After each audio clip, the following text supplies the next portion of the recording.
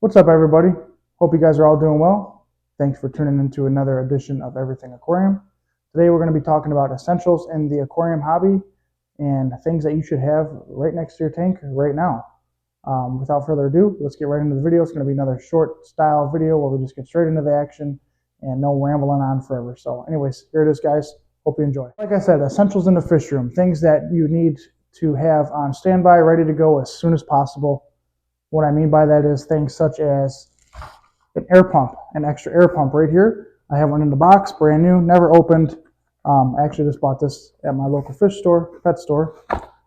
Very important to have that, as well as maybe some airline to go with it. Of course, that's essential to having an air system. And the reason that is important is because if you lose some type of filtration, possibly, or you'd lose one of your air pumps you already have. Oxygen is very important to the aquarium, and without that, your fish will obviously perish. So important to have an extra one of those in case yours burns up or your filter goes out. You'll be able to at least aerate the water and circulate it, and so on and so forth. Surface agitation to let that CO2 release so oxygen can diffuse into the water.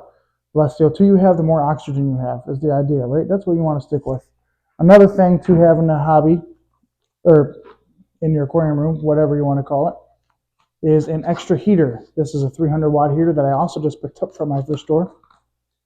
Just in case, you might not necessarily need a 300-watt heater on standby, but for my newest project, I will be having one set up for that. But I also keep one on standby just in case one of these heaters goes out.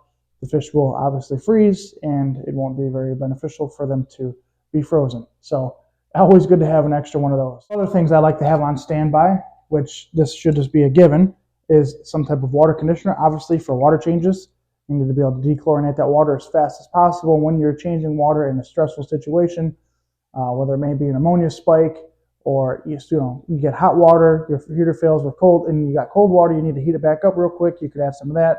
Obviously, you do that slowly in slow increments, but you need to be able to have that water conditioner in order to make that water safe to put in the tank. So always got to have that regardless whether it's an emergency situation or not. Specifically, I like to use Prime for most all applications.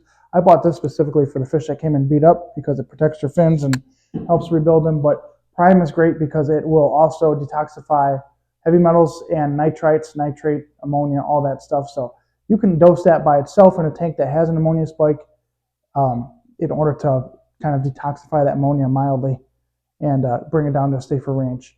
Very important to have some of that. Also, Melafix, in my opinion. This is the one medicine that you should always have on standby. I always like to just keep a bottle of it because it's good, like Neosporin.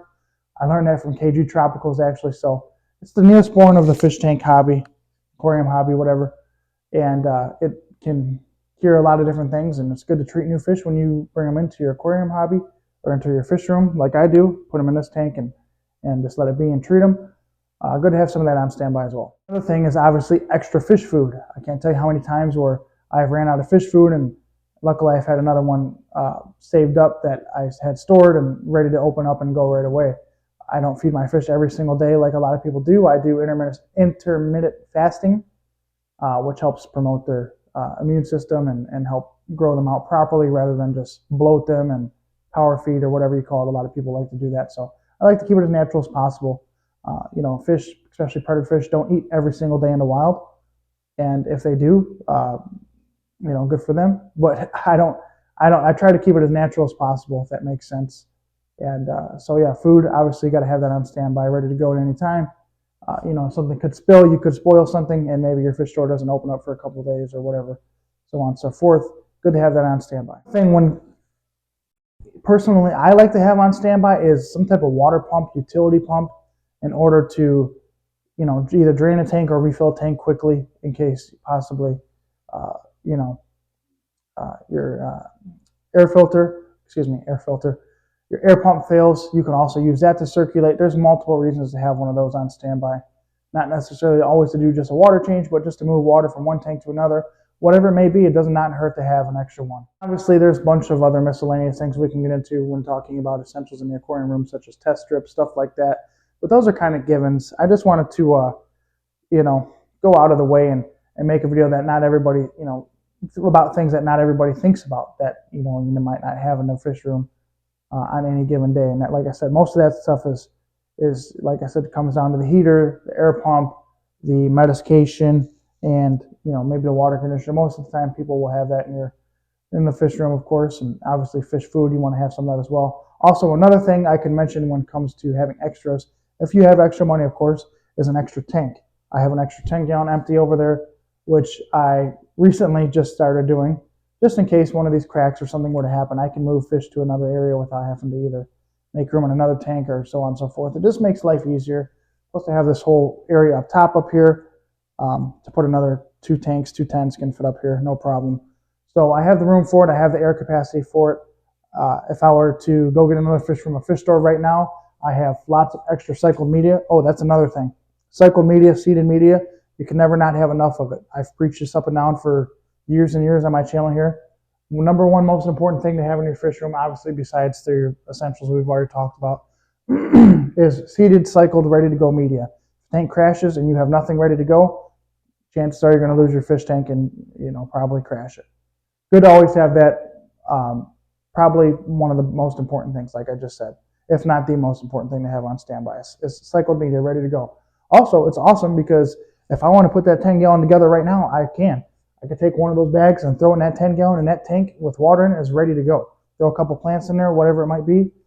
I could go to the fish store right now, not even have this set up, and come home with a fish, and with all my extra stuff I have, within 10 minutes, be ready to go. Have that fish floating in that brand new tank with cycled media in it, ready to house the fish. Like I said, all I'd have to do is put the tank on the shelf, put water in it, throw a heater that I got in there in it, and throw some of the cycled media in there, and I got a complete established fish tank at that point. I could float that fish in there for 20 minutes, drip acclimate, whatever type of fish it may be, whether it needs that or not, and I pretty much got one of these right here in 20 minutes. Super simple. So that's why I always like to have room on shelves and stuff like that. You never know what the cause might be or what the case might be in order to house a fish. You just got to go through it sometimes, and if you're not prepared, then it could be bad. So, anyways, I just wanted to come to you guys with a couple of those points there, make some valid points. Hopefully, you can learn something from this and maybe stock up on some things you didn't think about, or just give you ideas, whatever. If you're flipping through your phone, you can watch one of these videos every now and then. So, anyways, guys, I hope you enjoy. Hit that subscribe button, hit that like button, leave a comment down below. Let me know how I did, and give me some ideas for the future. Giveaways coming up soon. Stay tuned for that. Shout out to Michigan Aquarium Club. You guys are awesome. You already know who you all are. So thanks for watching, guys. We'll see you in the next one.